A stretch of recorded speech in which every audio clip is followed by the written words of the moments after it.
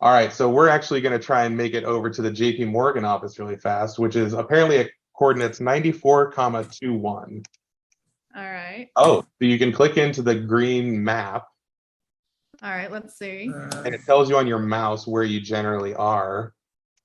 So 94, 93, 94 up is 21. Metajuku, I'm sure I'm saying that incorrectly. All right, 94.21. Let's see if I can get there. Considering I got lost going to the NFT library, over under is not high. I think it's hard to talk and maneuver and have two screens open at once. My ability to multitask stops at two things, evidently. Right. Or you all just see like this blank stare on my face as I look at this. And Mine's loading, allegedly. There. So we've all arrived. We're all trying to find each other. I am KLIYARAC, and I am in realm G.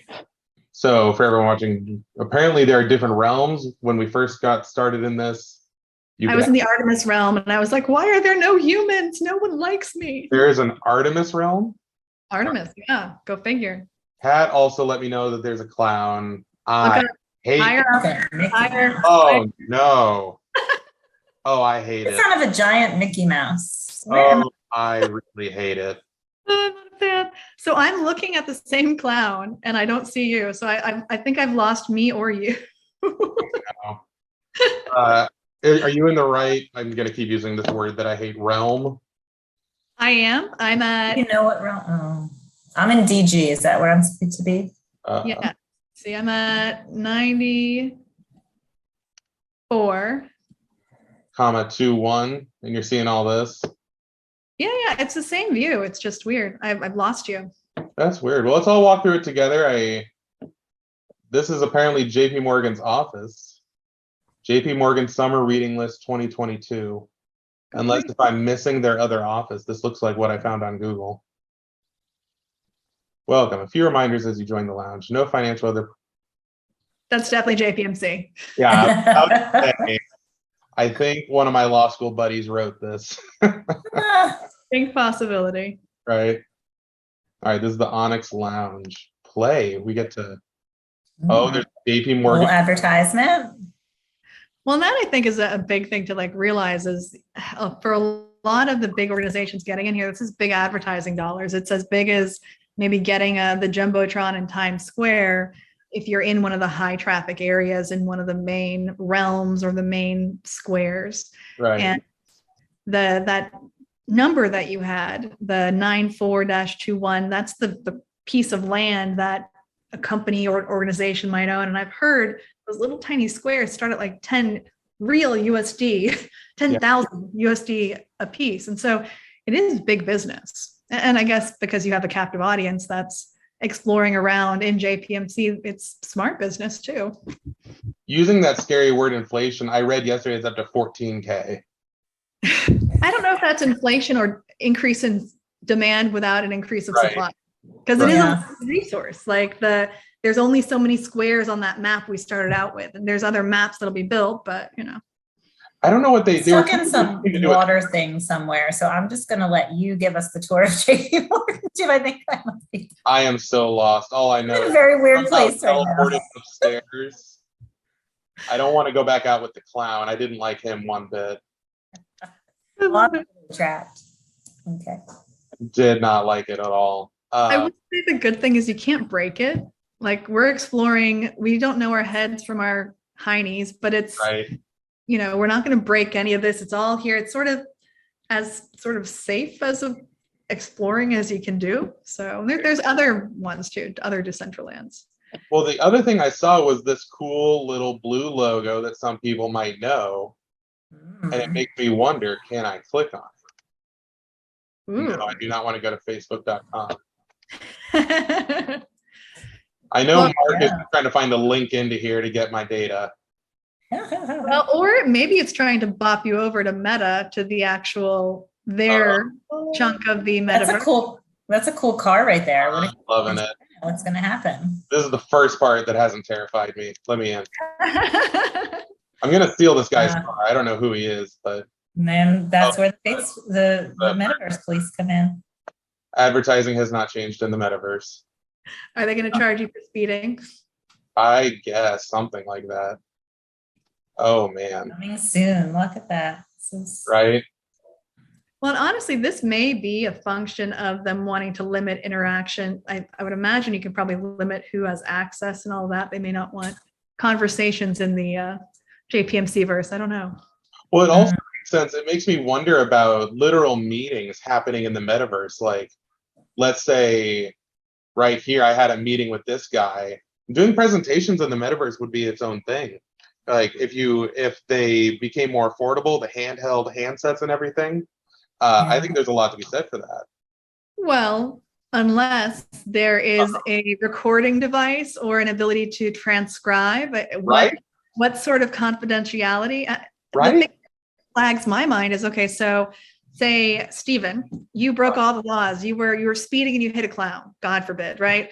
And If you gotta hit someone, it's gotta be a clown. I mean, clearly, but so say you want to talk to Gina, your attorney, right? And you met in the, I don't know, JPMC lounge, right?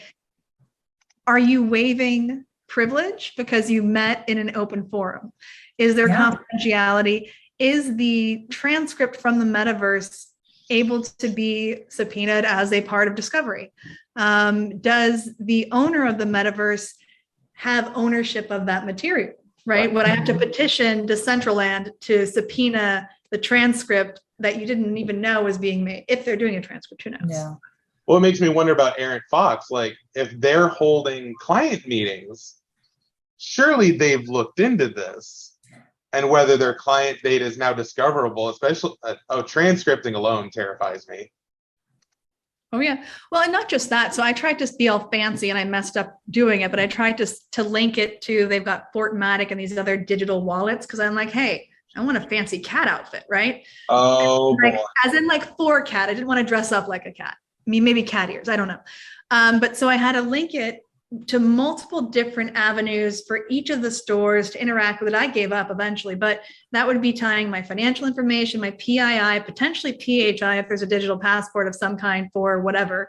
And so I would have all of that linked to multiple wallets to this decentralized universe of how many people, if I go into that store you were just in, I'm leaving Decentraland, I'm going to a store, but it's linked to my wallet, which is linked to my bank account. Oy vey, right? And you think I don't like it. all of the judges and all of the attorneys who have made their name on e-discovery case law and things like that, and that we've seen over that. I mean, you listen to what you're saying and you're thinking, oh my goodness, the amount of case law that is going to need to come out to match this level of complexity. And it is, I would imagine it's going to be pretty similar, kind of finding your way as you go. Obviously, like you said, Kat, we have a bit of a template, but there's so much here that's new. And that's, of course, where the legal industry plays best, right? Uncertainty is industry's best friend, frankly. But it's interesting to watch how quickly this phenomenon is caught on. And it's hard sometimes to get a sense of, is this just a fad or is it a thing that's going to be here long term? Do I need to jump in and pay attention or can I just let this one go by? Do I want to put my brand to something like this? Is this for me or not? And I think it's much more quickly, this is becoming a real part of a lot of law firms and major law firms' business than I probably would have anticipated. And I think it's telling that just the complex issues that it raises and frankly, the amount of money that it's going to spin off and legal work that it's going to spin off. Well, the way I look at it is it's absolutely a fad. So is the internet, right? It's totally a fad. It's totally hype, but it's building blocks for maybe something in this space, maybe something different, but the questions are still there, right? If there is a avatar interacting in some sort of world, or if there is a digital asset, right? What are the rights and limitations? And I like to think of it, and I think that's why you see so many practice groups coming up, and like we'll call it emerging tech or blockchain or whatever. This issue spotting, these questions are very similar no matter the type of innovation. You know, where do my rights extend? What force do I have to enforce it? What are my capabilities of doing that? And where does the human and the digital merge, and where does it separate? Those aren't new questions. Those are, I mean, even from back in the printing press all the way through to, you know, being able to mass produce things, all that stuff. There were all those similar kind of IP questions. Who owns it? who has rights to it, has rights to access all of that. And so I think what you see is a lot of firms realizing like, oh, I just put my legal hat on. These questions, the answers are gonna be complex, but the question, those are just like, they should be like just the steak and potatoes. Like those are what you're thinking about.